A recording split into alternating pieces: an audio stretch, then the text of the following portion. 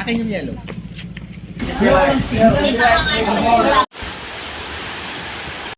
May sarili kang base or nag-rent ka? Laban tayo hanggang sa dulo. Sa lalaki dapat ikaw yung giver. Ikaw yung provider. Pero hindi sa lahat ng pagkakataon.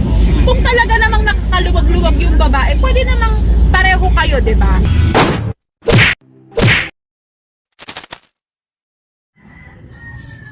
Good morning. Hello. Good morning. Hello.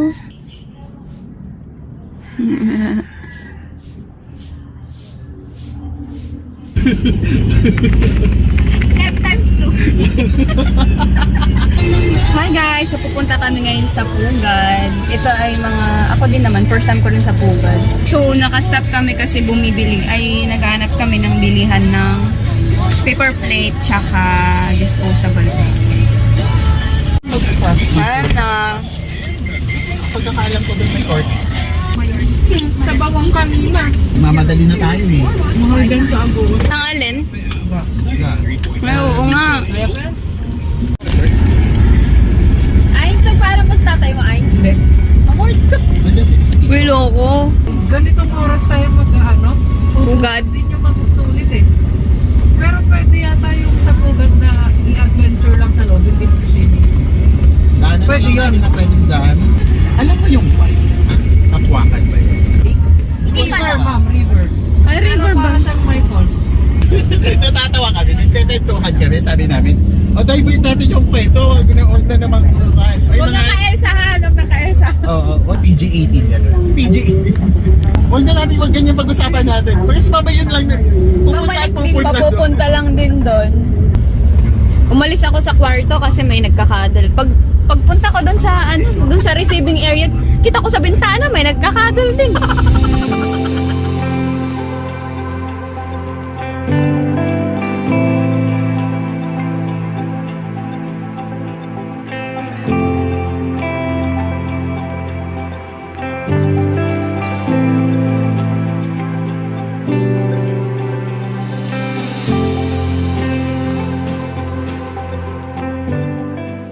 Shit, may mga boys go.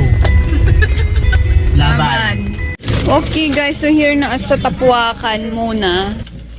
Ang tahimik. Napaka-jinip. Sabi niya, Ba, yung tsinelas ko, palakasan yung tsinelas ko. Susayang mo ng kalabaw? Kaya ko naman. 3 oras pa ng kalabaw. Akin yung yellow. 4 wheels 60, tricycle 30, moto 20, bike 10. Yeah.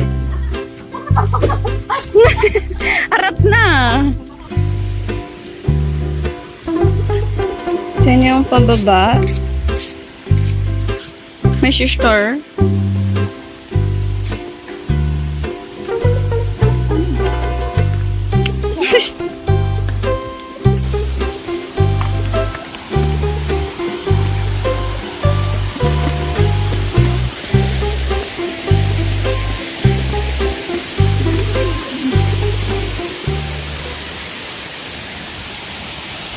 Okay, so may mini falls dyan.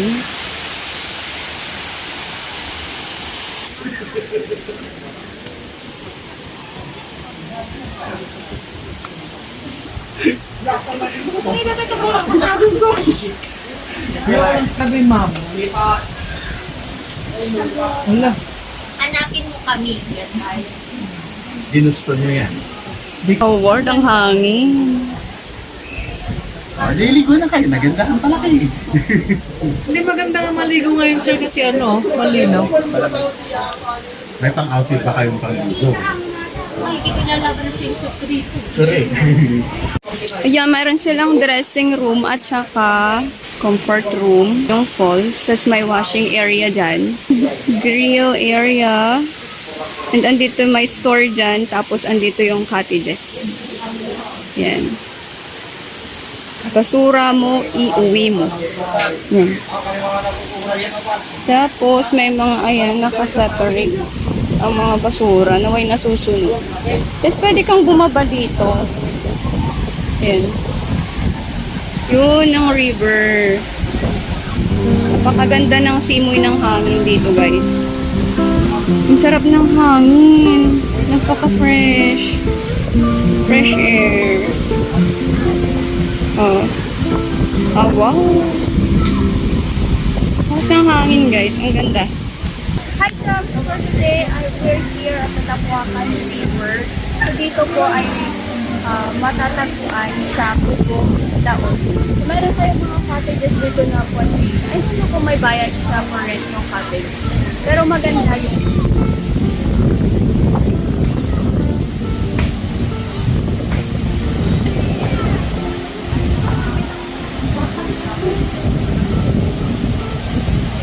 So napaka-fresh ng hangin. Although walang signal dito. So kung may mga inaantay kayong mga kasama na darating pa, magbuti na i-heads up nila sila na nandito na kayo. Kasi walang hindi nyo sila makukontak or hindi nila kayo makukontak kasi walang signal. Pero napakaganda dito, guys.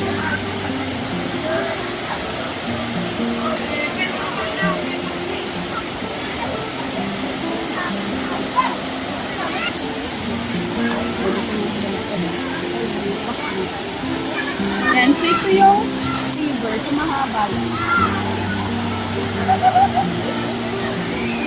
May sarili kang place or nag-rent ka? Nagre-rent ako. Yung rent ko noon, 35,000. Pagkatapos, full air condition pa yun. Oo. Ay, alam mo na, nakapasok daw. Kasi yung nakikita ko tapos first time ko. Nagdo-justify. Nag-iisip na si Akla. Gusto na kami kumain. Hindi naman kasi Oo, marami. May padis pa dito sa San Fernando. Natapos siyang nandoon. Kayo wala lahat. Lahat na mabigat tumilapon na. Tapos siya, tapos na. Nakaganon lang tayo. Ayan, so ang entrance fee ay 50 pesos pala dito. Tapos na kami mag-chill. Ano, akit na? Thank you po.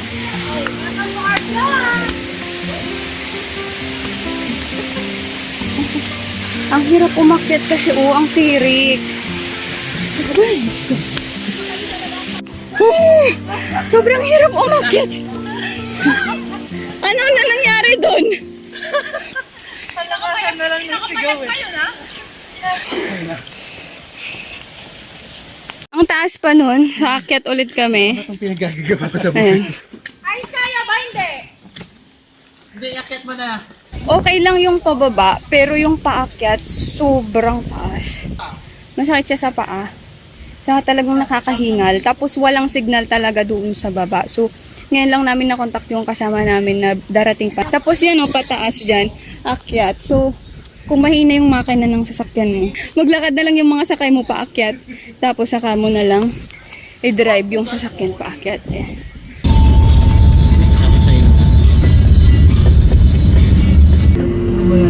Ayan o, sa baba. Zipline kasi dito.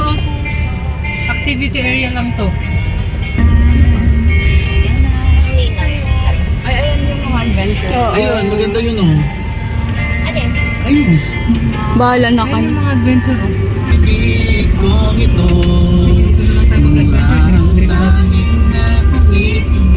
Iikot-ikot mo lang yun. Oo.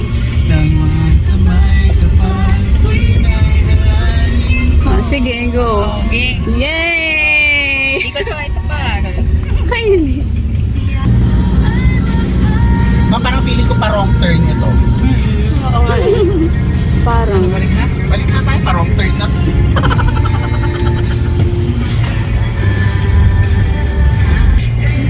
Kaya ba? Nahanap na Parang tayo. nasikip. Bangin ba dyan sa likod?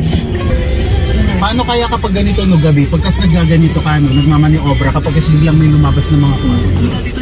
May mga may itak, Oo, gano'n. ganun no?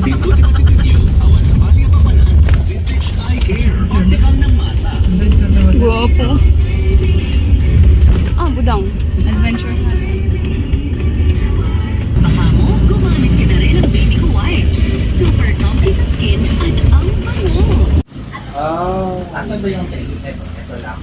350 daw. 350. ATB. 350. Ah, mag-80 din. Isang tao lang daw. Hindi siya nataon. Pwede na mangyari.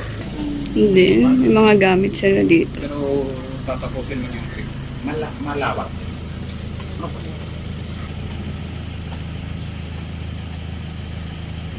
Ano, may gusto kayo? Yan, so hindi na kami mag-a-adventure dito sa Pugad kasi sobrang init. Punta kami kina Mark and then magpapahinga lang saglit. Laban tayo hanggang sa dulo. Pagkatapos, kapag sinabi mong wag, parang Kailangan kitang i-let go kasi mahal kita. Ilalaban natin to, tangina mo, parang gano'n. Di ba? Hindi mo ba nakita yung adventure dun sa may bungat? kasama namin. Hindi naman kasi adventure itong Sporty. Ayan. Desportivo pala. Ang tagal! Nakaka-stress! Scam! Wala nang lilipat. Sunod na lang kayo. Sunod na. Sa bahay. Ang dami-dami kong gustong sabihin na masasakit na word. Tama, Roy. Ang kipot. Pia and Dominic ano?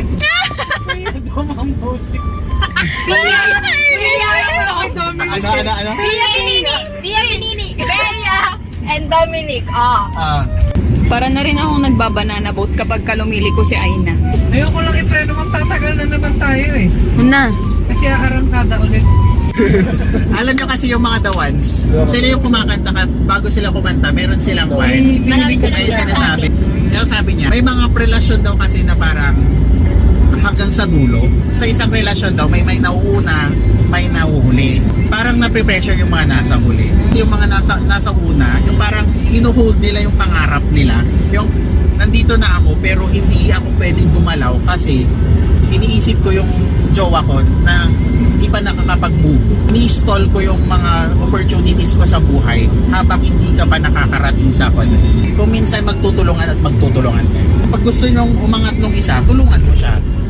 Pero by doing that, kailangan mong i-stall yung mga pangarap mo sa buhay. Sa The House of Us, yung si Catherine Bernard, yun yung, ito, doon siya nanggaling. Tulungan.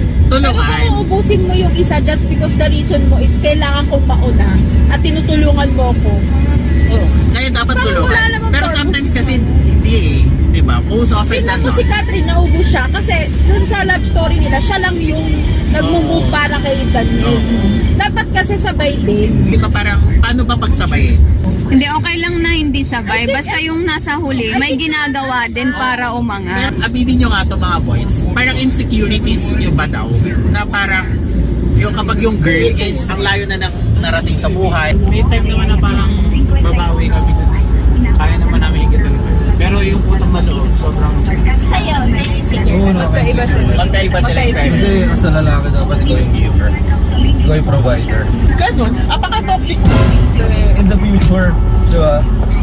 Na pagdating ng may pamilya na kayo, syempre dapat ikaw yung mag-provide. Ako Very Filipino, no? Oo. Naniniwala ko din, pero That's the ideal. parang mag-asawa na kayo. Very tradition na parang, okay, ako yung lalaki so I need to provide. Ikaw bilang babae, ganito ka. Pero sa akin, kung umaangat yung partner mo, kahit ano yung gender niya, dapat ikaw proud mo. No need to be insecure of that. So, gawin mo yung way para iangat mo din yung sarili mo. Huwag mong gawing negative yung part na yun. Totoo. At dun sa part na dapat lalaki ang provided, totoo naman yun. In which, pero hindi sa lahat ng pagkakataon.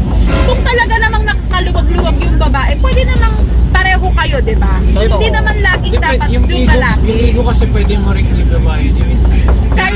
Gaya ng mga babae, hindi naman. Kasi may mga babaeng nasanay silang gumastos para sa sarili nila. Oo. Alam nyo yan, ma. Totoo rin lang naman. Sabi ko nga, kung ako yung babae, gusto ko kapag yung boyfriend ko, provider, Diyos ko. Oo naman. Oo, Princess ako, pa, tangina. no? Bakit?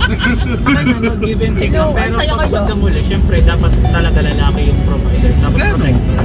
Iba na kasi ang generation Oo. ngayon. Kumbaga, yung Pero mga ano babae na? talagang for the Oo. laban na talaga. Pero ako, feeling ko, yung ego kasi ng lalaki, kapag nakikita ng ibang tao na yung babae yung provider o mas malaki na bibigay ng babae, syempre, May nasasabi, Pilipino tayo eh. Pilipino tayo. Oo, may naiisip talaga sila na, naku, kailangan kong mag-move. Na, although toxic talaga siya sa part, pero lalaki yan na eh. Sa mindset ng mga tao, dapat lalaki ang provider.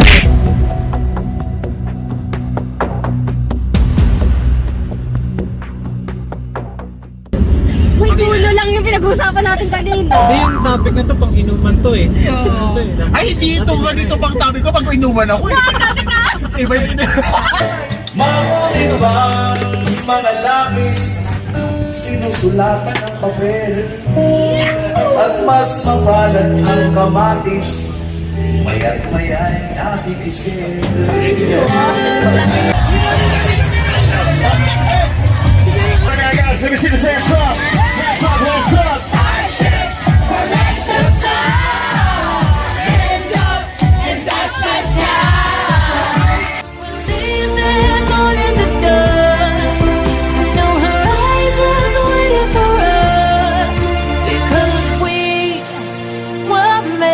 To go